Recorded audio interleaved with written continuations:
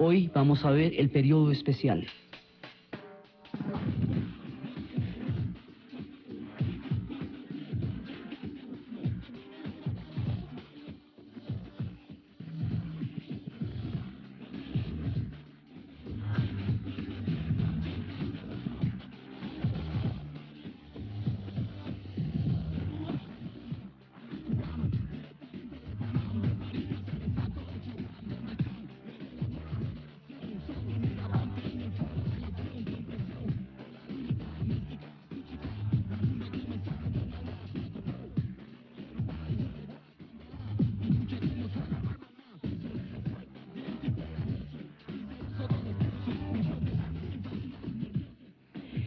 La vez pasada estábamos viendo cómo funcionaba la revolución durante los 80s. Hay 3 generaciones en este proceso. La generación que lo hizo, la generación que lo consolidó, que era la generación que hemos visto que está entre más o menos los 50 y los 60 años, y la siguiente generación, que era la que tenía que vivir, digamos, los frutos del proceso. La nueva generación, la actual, la que le ha tocado enfrentar las cosas que les ha tocado enfrentar.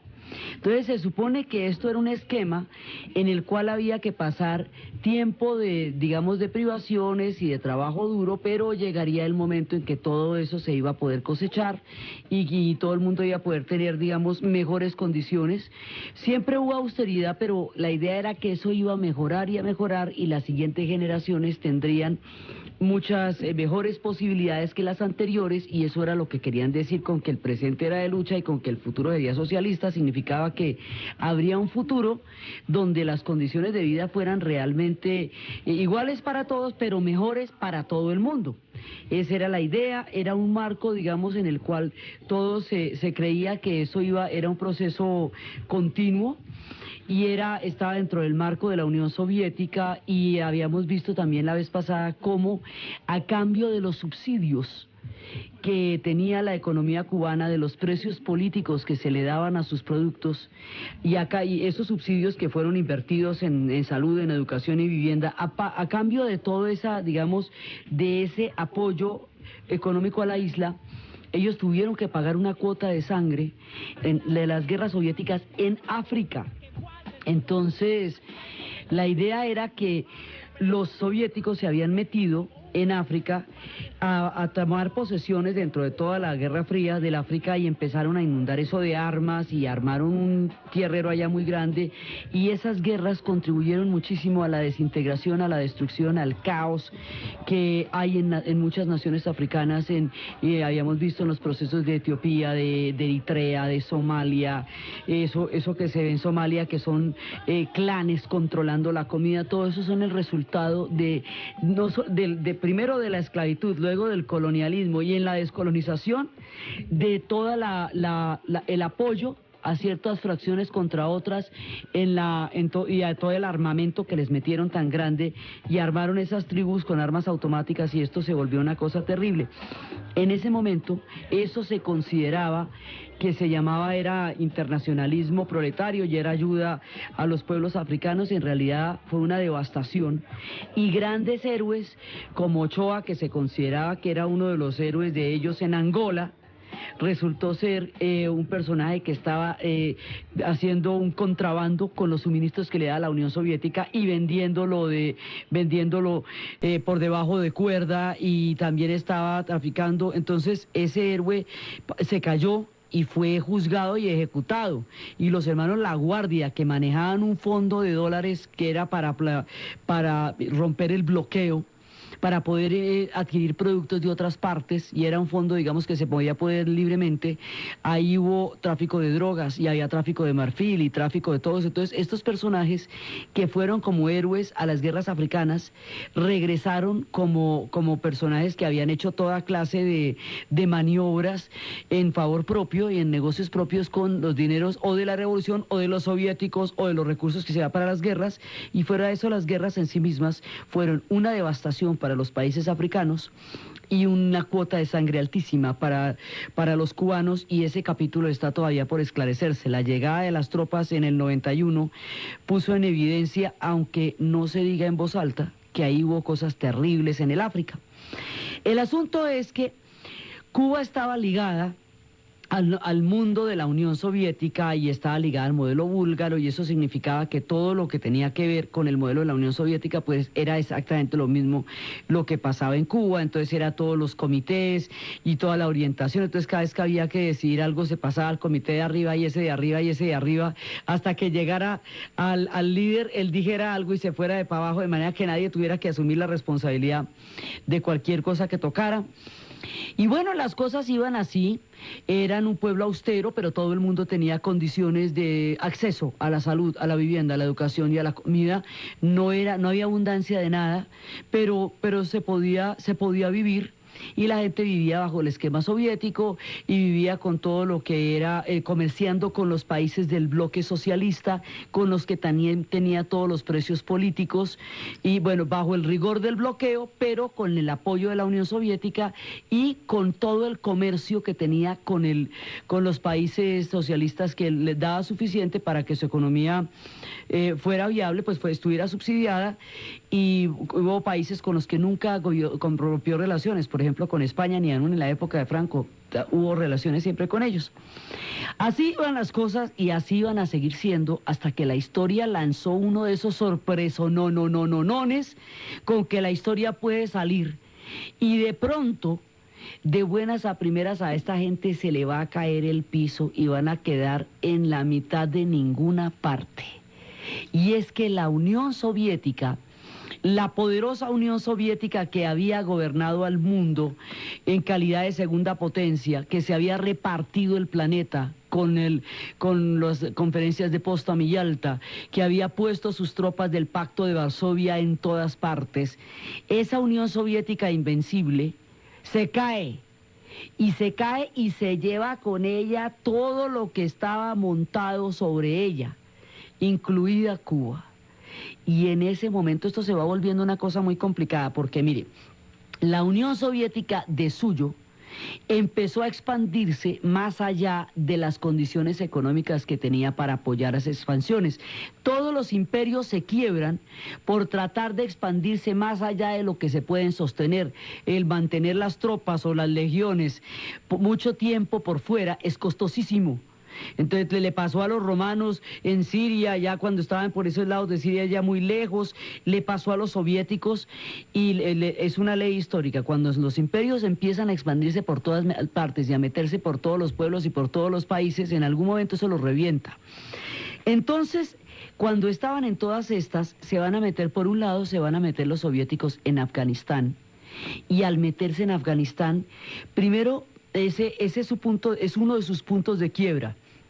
Porque así como los Estados Unidos se vio atrapado en la lógica de la guerra del Vietnam, los soviéticos se van a ver atrapados en las guerras de Afganistán. Destruyeron ese país, persiguieron al Islam de la manera más terrible, a todas las costumbres de un pueblo, hicieron la mayor cantidad de maldades, y todas esas maldades tan terribles que hicieron contra el pueblo afgano aún no se han conocido a cabalidad, pero los resultados sí. Ahí está un pueblo totalmente desbaratado, y mucha de la resistencia contra los soviéticos fue cuando surgieron en ese momento los talibanes, y dentro del esquema de la Guerra Fría, como no se podía conocer qué era el Islam porque no había elementos para entender ni interpretar esa realidad, pues entonces los Estados Unidos apoyaban a los talibanes, porque los talibanes estaban peleando contra la Unión Soviética y todavía estaba vigente la Guerra Fría.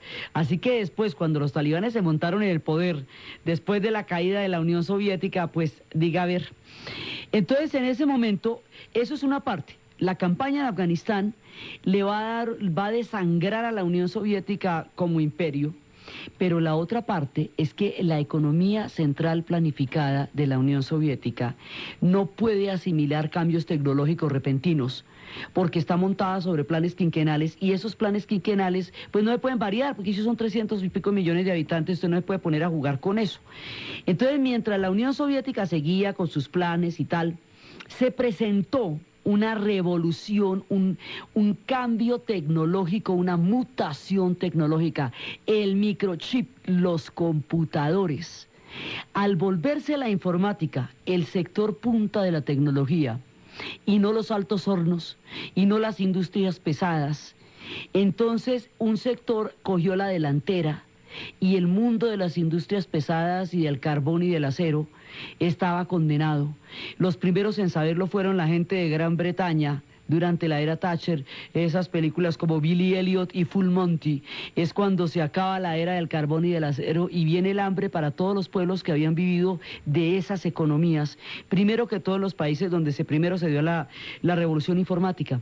Pues ese mismo fenómeno, cuando la Unión Soviética se va a enfrentar a que la tecnología mutó, a que ella se atrasó, que ya no tiene la capacidad de mantener el imperio y que va teniendo una deuda que se le va volviendo un agujero negro que se traga todo, porque se le da todo en armas y no puede ya mantener el imperio.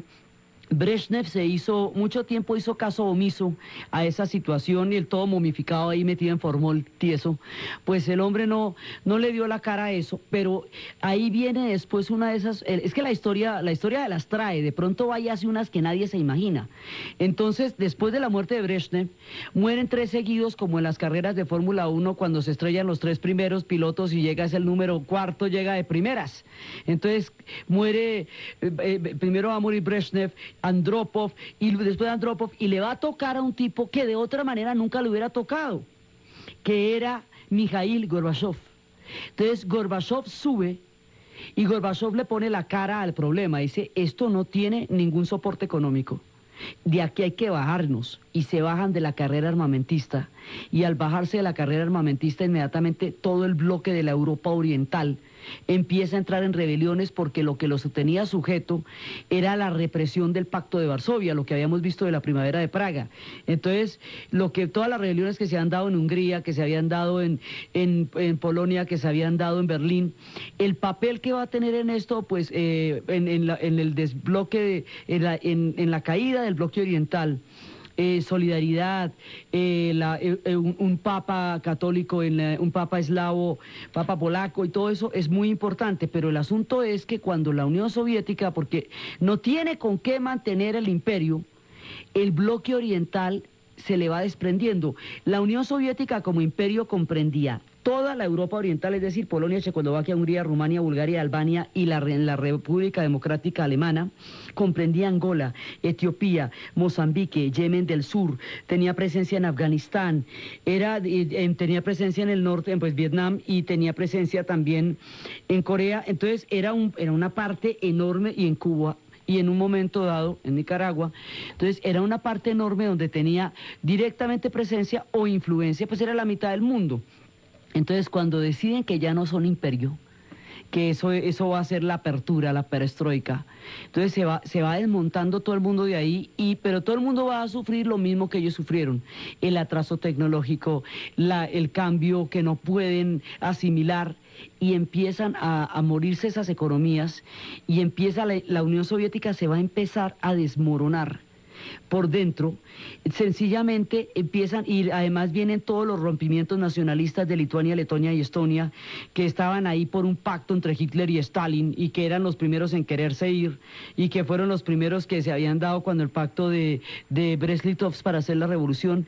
Entonces son los primeros que se independizan, y eso es como la pitica de un suéter.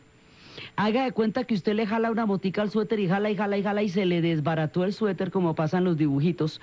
Pues aquí la pitica fue Lituania, Letonia y Estonia, y se abre la caja de Pandora y se viene abajo la Unión Soviética, primero por el lado europeo, porque los ucranianos, que forman una parte de la Rusia eslava, que son fundamentales en el pilar de la estructura de la Unión Soviética, se van a separar porque Chernobyl, el escape de Chernobyl, ellos lo consideran culpa del gobierno centralizado, y la tragedia de Chernobyl todavía no se acaba de medir cómo es. Entonces Gorbachev va a hablar de una apertura política que es el glasnost y una apertura económica que es la perestroika. Y todo esto está pasando a miles de kilómetros de Cuba, y Cuba, sin saber, versus sin comerlo ni beberlo, se le viene encima, el cielo se derrumba sobre sus cabezas, porque como todo viene de la Unión Soviética, y lo que no viene de la Unión Soviética viene de las economías de los países socialistas, y los países socialistas tienen una crisis de efecto cadena, de reacción en cadena por la Unión Soviética. Cuando se cae la Unión Soviética, eso es como la caída de Roma, la mitad del mundo se cae con ella, porque no es que es un mundo bipolar, Si se cae uno de los polos, entonces, ¿qué hacemos? Entonces se cae la Unión Soviética y el contrapeso de todo, termina la Guerra Fría, termina realmente la Segunda Guerra Mundial y la Guerra Fría terminan el día que cae el muro de Berlín. Ese día termina la Guerra Fría, oficialmente, digamos, la historia da por terminado ese periodo. ¿Y a todas estas Cuba qué? Entonces, la Unión Soviética se derrumba, ya no puede seguir sosteniendo a nadie porque no puede con su alma. Entonces, en ese momento, lo que mandaba para Cuba deja de mandarlo. Así que el pacto de azúcar por petróleo se rompe, bueno, ya no hay cómo mandar más petróleo y ya entonces, pues no hay cómo moverse. Entonces, primero empieza a pasar lo siguiente. Primero empieza a escasear las llantas de las tractomulas, los neumáticos de las tractomulas, luego las tractomulas mismas, luego la gasolina, luego los agroinsumos. Empieza a escasear cada una de los elementos que llegaban a la isla. Esa es una isla, todo tiene que llegar allá. Y todo venía del bloque socialista, venía de la Unión Soviética o de la RDA o de Polonia. Y todo ese bloque se rompe en un solo año y de un solo tirón. Se rompe todo el bloque. Entonces, ahora a los soviéticos les pasó que fue su sistema el que colapsó. Y ellos, digamos, vivieron ese proceso, protagonizaron ese proceso, fueron parte de ese proceso. Pero a los cubanos, ellos no formaron parte de ninguno de esos procesos, no lo vieron suceder, solo vieron cómo se les iba y se les iba, pero esto fue la cosa más angustiosa del mundo, porque se les empieza a ir uno por uno todo lo que lo sostenía. Es como si a usted le empiezan a quitar el aire, el respirador, todo. Y de pronto un día ya no llegó nada, nada llegó a Cuba y se declaró lo que se conocerá con el nombre de el periodo especial. Y el periodo especial va a traer el hambre, el desabastecimiento. Entonces, con el periodo especial ya empieza a suceder que no hay, o sea, no llega comida a la isla, entonces empiezan a desaparecer los huevos. Había una película que se llamaba Splash, donde tiraban unos huevos contra la pared y los cubanos iban a ver la película a ver si veían huevos, aunque si espichados ahí.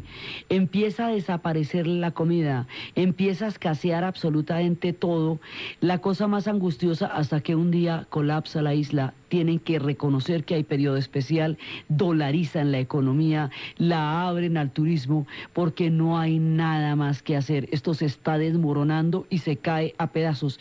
Y en la medida en que se va cayendo la Unión Soviética, se va cayendo Cuba y queda como el astronauta ese que lo mandaron al espacio. Y en el momento en que lo mandaron al espacio se cayó la Unión Soviética y no había plata para bajarlo. Y ¿cómo era que los alemanes decían, uy, no, yo le doy la plata para que lo baje, pobre man? Y cuando lo bajan de allá resulta que el tipo tiene un uniforme con una hoz y un martillo que ya no existen, de un país llamado la Unión Soviética que ya no existe, y ha regresado a un sitio donde hay una bandera zarista, y peor dicho, el mundo se le acabó, lo tuvieron en cuarentena, y después cuando comprendió lo que ha pasado dijo que para qué lo hayan bajado.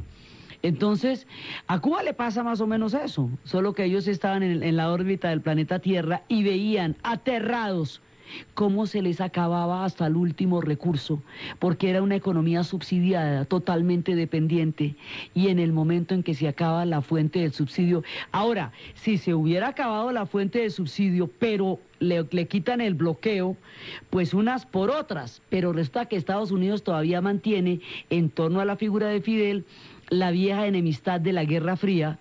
O sea, ya la Guerra Fría se había acabado. En rigor, el bloqueo no tenía ninguna razón de ser, porque ya la razón por la cual se había dado ese bloqueo, que era la filiación explícita de la Unión de Cuba a la Unión Soviética, pues no existiendo Unión Soviética ya no puede haber una afiliación específica, luego ya no tendría por qué haber ningún tipo de bloqueo.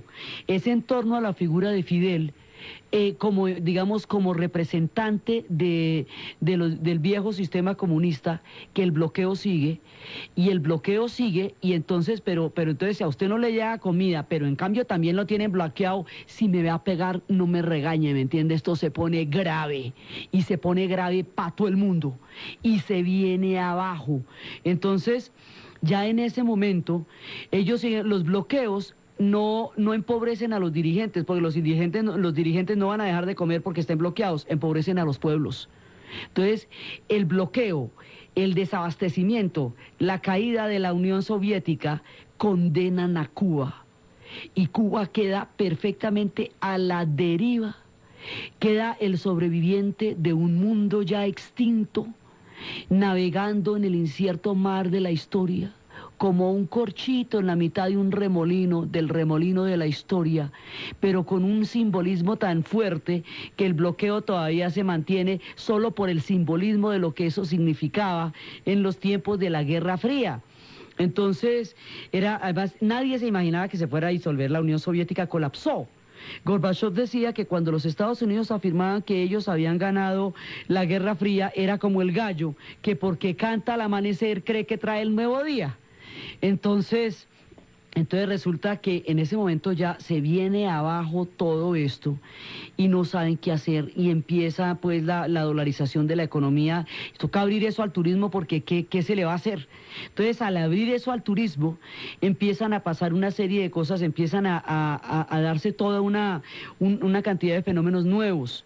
Antes la entrada de extranjeros estaba muy restringida y el estar con extranjeros sin autorización era una cosa mal vista y vigilada. Ahora sigue siendo vigilada, pero resulta que en ese momento ya es del turismo que van a vivir. Entonces toda la cantidad de cosas tan complicadas que había para ir a Cuba, porque en los tiempos de la Guerra Fría para ir a Cuba había que irse por Panamá o por México y no firmaban, todavía no firman los pasaportes con los sellos cubanos, porque entonces si no, no se puede entrar a Estados Unidos por los efectos de la Guerra Fría, sino que dan una tarjetica amarilla que se llama las tarjetas de turismo. Entonces, que eran las visas de ellos.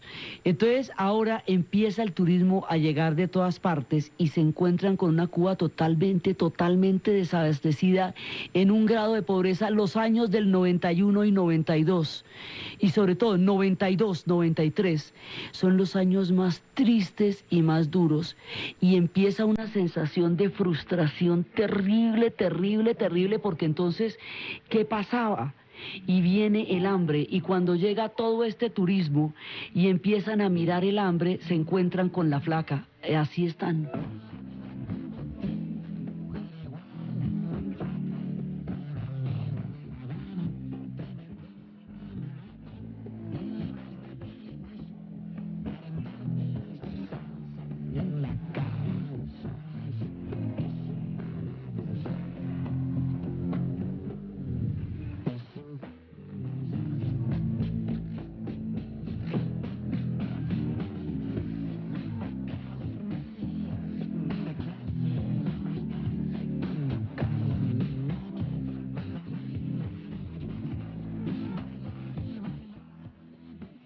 Y ya queda el sueño roto, el hambre, el turismo como único recurso de supervivencia, el desabastecimiento y la desesperanza.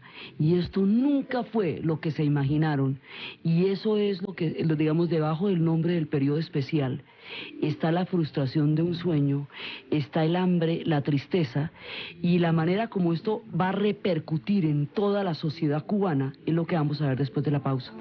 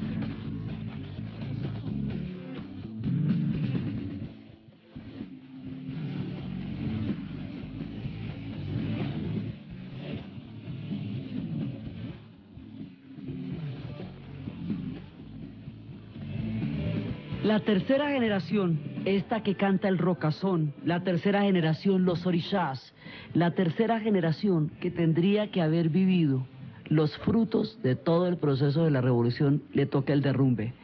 Cuando les tocaba a ellos, ya no les toca nada. Entonces la frustración, en principio, es gigantesca. Nada peor que un sueño hecho pedazos, nada peor. Entonces empieza a aparecer, esto es como una bola de nieve, es un proceso complicadísimo.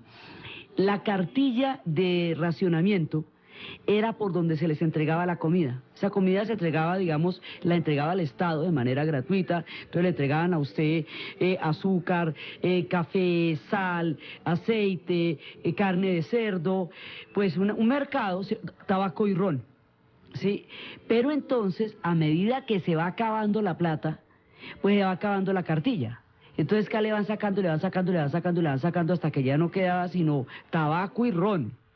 Ya a lo último no queda sino el ron, ya a lo último no queda sino rumbear, pues porque es que no hay nada más que se va acabando todo esto. Entonces usted, si por la tarjeta de racionamiento no le llega lo que necesita para comer, tiene que ir a ver cómo lo consigue. El sueldo sigue siendo en pesos, como dice, y el pesito que me diste ya no alcanza para nada, corazón. Pero la comida, la que se consiga, la poca que se consigue en dólares. Entonces, ¿usted cómo hace si usted gana en pesos y la comida se consigue en dólares?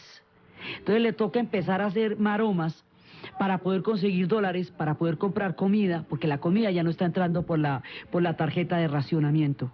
Entonces, es la lógica de la supervivencia.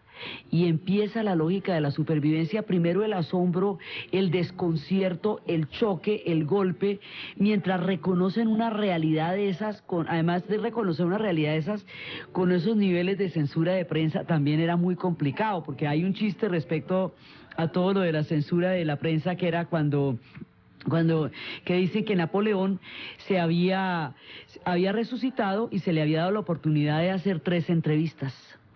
Entonces él le había dicho a Bush, papá, en esa época, cuando sale el chiste, le dice: si yo tuviera su ejército y su poderío militar, jamás hubiera sido derrotado en Waterloo.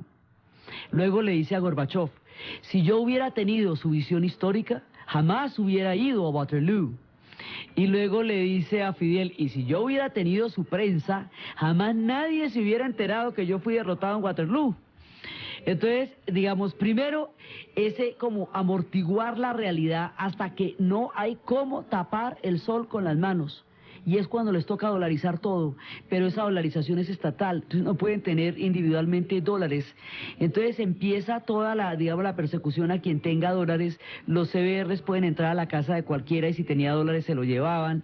Y empieza, la represión se va haciendo más fuerte, el control social se va haciendo más fuerte a medida que empiezan a escasear los alimentos y empiezan a escasear los bienes de consumo. No, ellos nunca tuvieron muchos bienes de consumo ligero por la austeridad de la sociedad cubana, pues pero lo sabía, digamos, en un nivel muy moderado, pero lo sabía. Pero entonces ya cuando empezamos con que no hay papel higiénico, crema dental, champú, desodorante, artículos mínimos de aseo, y empieza a acabarse todo lo que se necesita para la vida cotidiana, y se van a enfrentar a un fenómeno que se llama el desabastecimiento. Y el desabastecimiento, uno no se lo puede imaginar desde acá porque este es un país que tiene muchísimas riquezas, pero el desabastecimiento, es decir, cuando no llega en una isla, las islas no producen sino lo que le llegue de afuera. Cuando ya no le llega nada de afuera, cada uno de los productos que no aparezcan ya no van a volver a aparecer. Entonces, por todo eso va a tener que pagarse en el caso de que se consiga. Y una vez que se pague eso, entonces ¿usted cómo va a sobrevivir? Entonces empiezan unas especies de mercados negros. Entonces el que trabaja, por ejemplo, con los tabacos, una caja de tabacos se la roba para que el sobrino la vaya a vender a la playa y con el dólar de ese tabaco pueda comer. El que vende lo mismo en las droguerías, el que vende PPG. PPG es dentro de los avances de la medicina cubana, es una droga un medicamento que destapa las arterias. es para la grasa, es precisamente para la grasa en las arterias. Eso cogió fama de afrodisíaco en el argot popular y entonces también llegan y lo llevan a la playa a vender PPG. Pero ¿quiénes están vendiendo tabaco y PPG en la playa? Los estudiantes de matemáticas, los estudiantes de medicina, los veteranos de Angola cuando llegan en el 91. Una población altamente educada, hecha para llevar a cabo el objetivo de la revolución, atletas de alto rendimiento, cuando ya no hay, una gente, digamos, que fue preparada para lo mejor.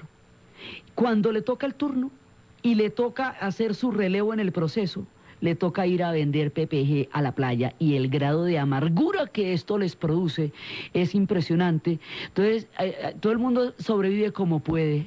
Entonces las mujeres se prostituyen y eso se llama jinetear. Entonces empiezan las jineteras, pues todo el mundo viene en la playa lo que tenga que vender, lo que pueda vender, por física, hambre.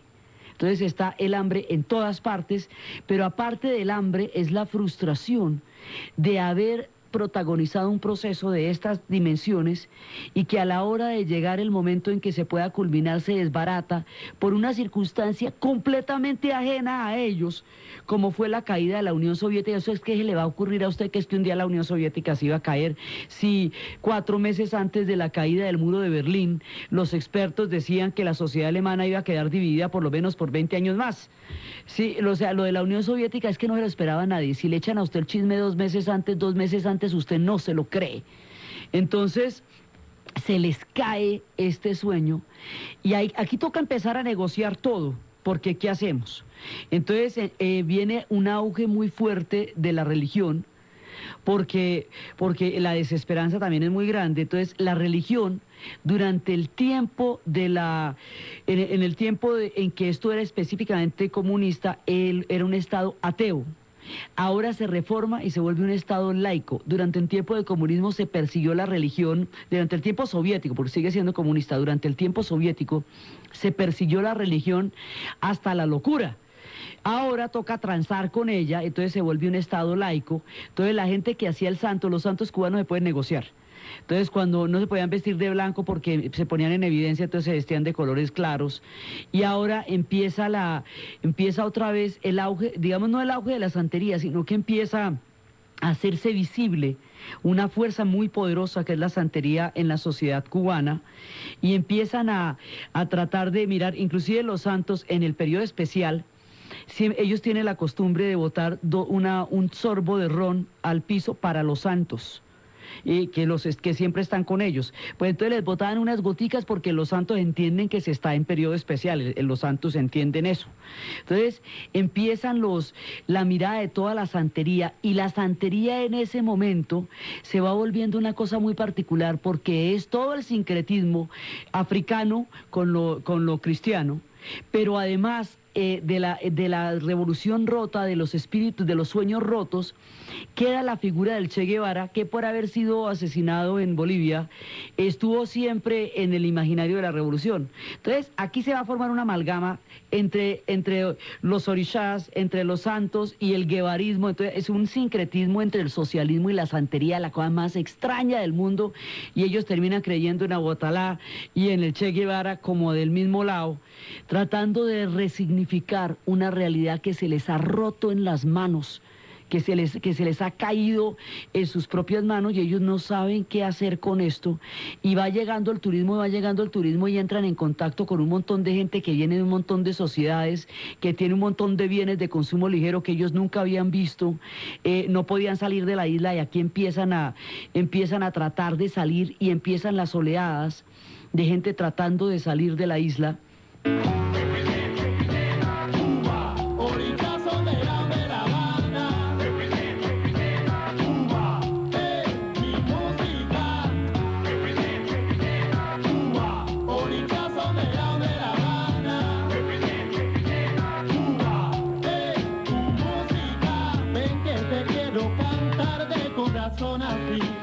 Entonces empieza a resignificarse mucho la sociedad en sí misma, la santería empieza a emerger de una manera abierta y frontal, y estos son los orishas underground de La Habana, es decir, empiezan a haber culturas subterráneas, culturas santeras subterráneas, culturas rockeras subterráneas, el Parque Lenin, que es un parque gigantesco que queda en las afueras de La Habana, lo rebautizaron el Parque Lennon.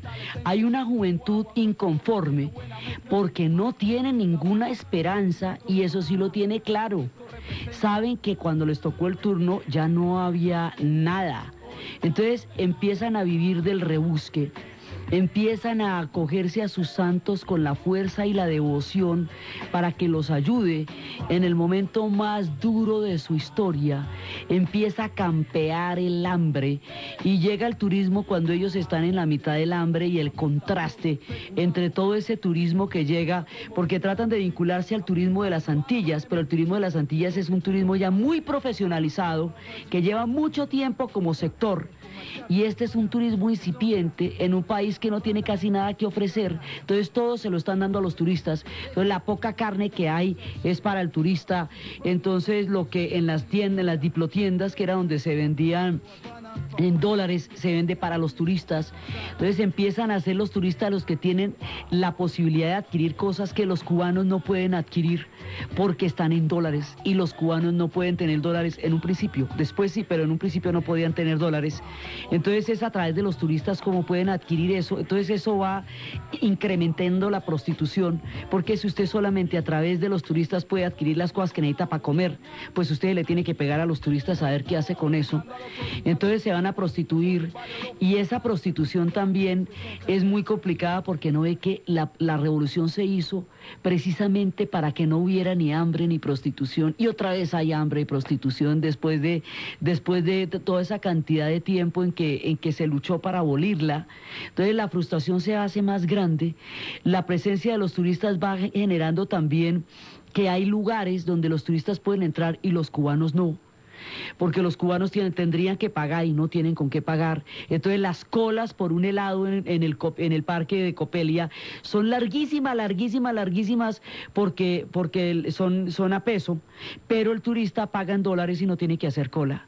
Y ese no tener que hacer cola en el Parque Copelia para un helado, en el cine para los festivales, el cine sigue siendo poderosísimo, y la escuela de cine de San Antonio de los Baños, la escuela que puso García Márquez allá, va a ser un hito en toda la producción cinematográfica cubana, digamos, va a atraer a los grandes directores del mundo aún, pero la escuela también va a sentir la crisis, y es en esta época cuando se hace Fresa y Chocolate también, de las últimas de Tavío y Gutiérrez Alea, también está mostrando cómo hay una cantidad, digamos, el problema de la disidencia, el problema de la crítica, el problema de no admitir las reformas, eso que habíamos dicho que era la primavera de Praga, que era la capacidad de reformar el sistema desde adentro, eso que los soviéticos no pudieron hacer, no quisieron hacer, y cuando lo intentaron ya era tarde, ya cuando Gorbachov dijo que por la radio que la perestroika era el socialismo con rostro humano. Ese punto de quiebre que también va a erosionar tan duramente a la Unión Soviética se pone de manifiesto en Cuba una vez más. Entonces aquí tiene que haber disidencia, porque es que hay hambre. Cuando todo el mundo comía, pues bueno, era más fácil, pero no era que no la hubiera, pero había condiciones, la revolución funcionaba, daba resultados, pero es que ya no los da. Entonces, si ya no los da, ¿usted qué cuento les va a echar si ya no pueden comer?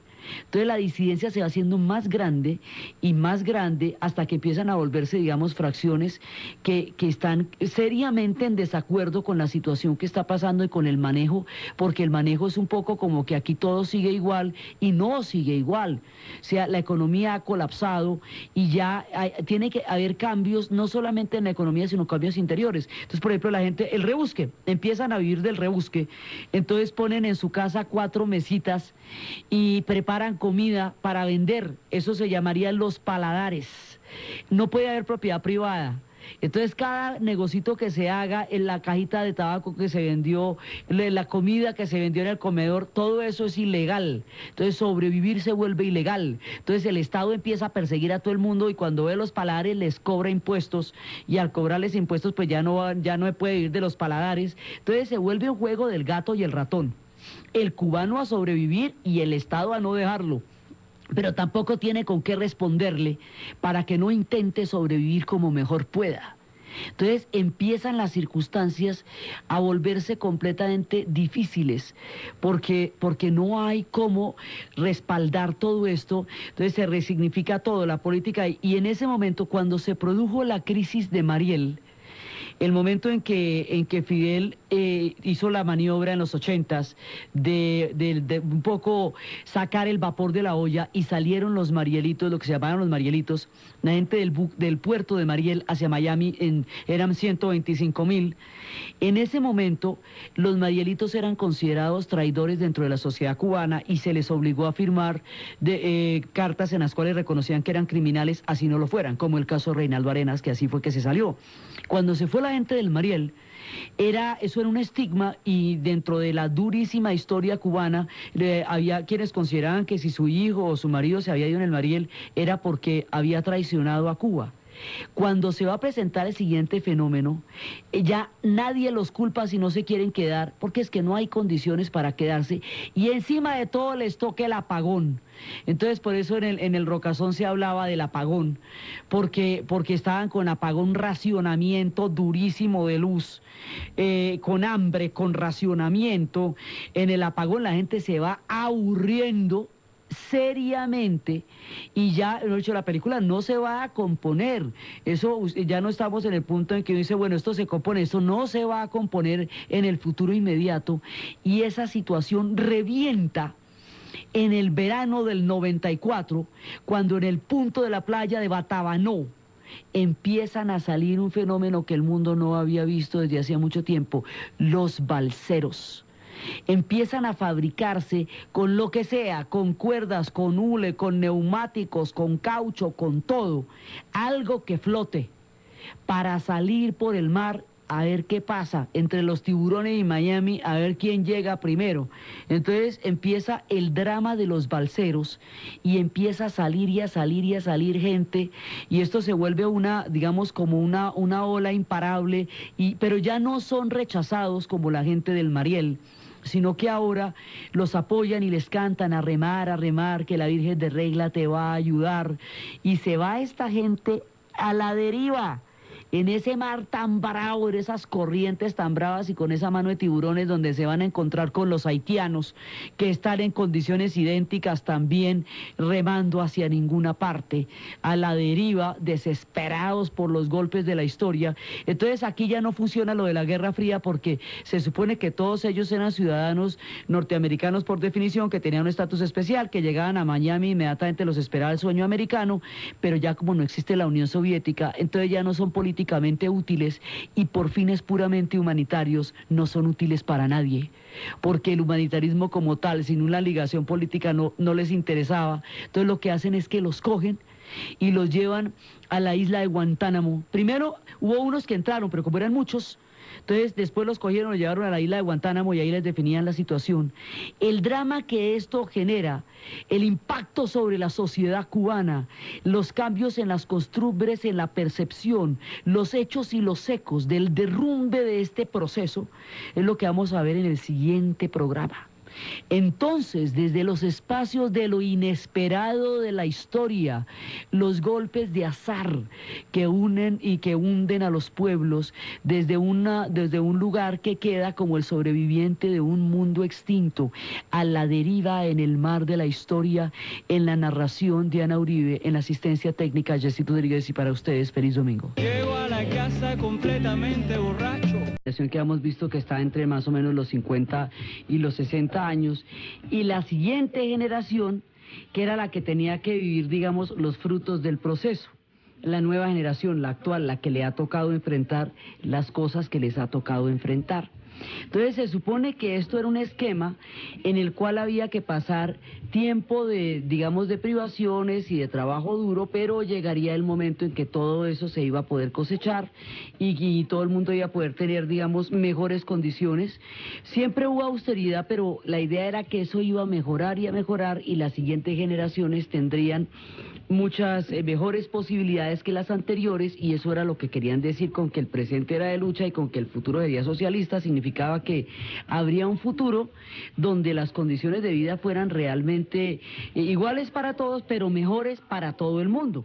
Esa era la idea, era un marco, digamos, en el cual todo se creía que eso era un proceso continuo, y adquirir productos de otras partes, y era un fondo, digamos, que se podía poder libremente.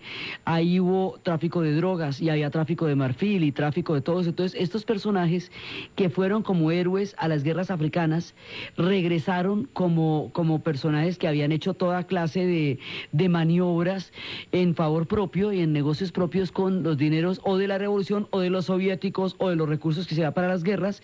Y fuera de eso, las guerras en sí mismas fueron una devastación para los países africanos y una cuota de sangre altísima para los cubanos, y ese capítulo está todavía por esclarecerse. La llegada de las tropas en el 91 puso en evidencia, aunque no se diga en voz alta, que ahí hubo cosas terribles en el África.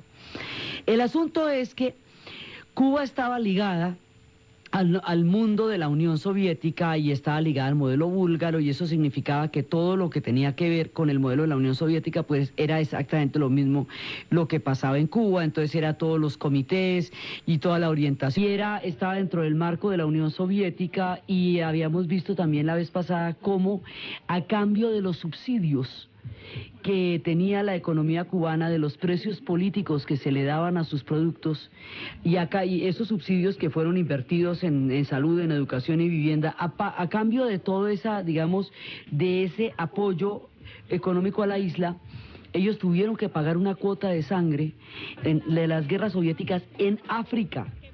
Entonces, la idea era que los soviéticos se habían metido en África a tomar posesiones dentro de toda la Guerra Fría del África, y empezaron a inundar eso de armas y armaron un tierrero allá muy grande, y esas guerras contribuyeron muchísimo a la desintegración, a la destrucción, al caos que hay en muchas naciones africanas.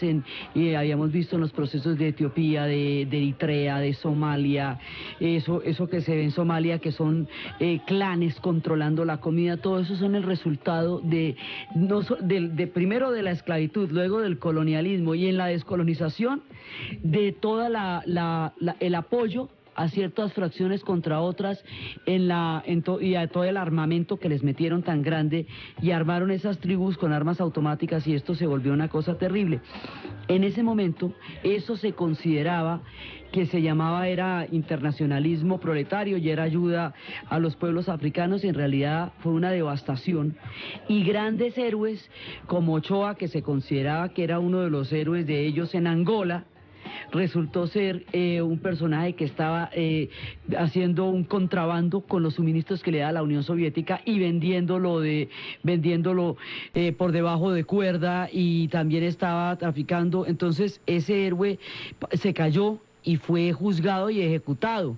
Y los hermanos La Guardia, que manejaban un fondo de dólares que era para romper el bloqueo, para poder... Hoy vamos a ver el periodo especial.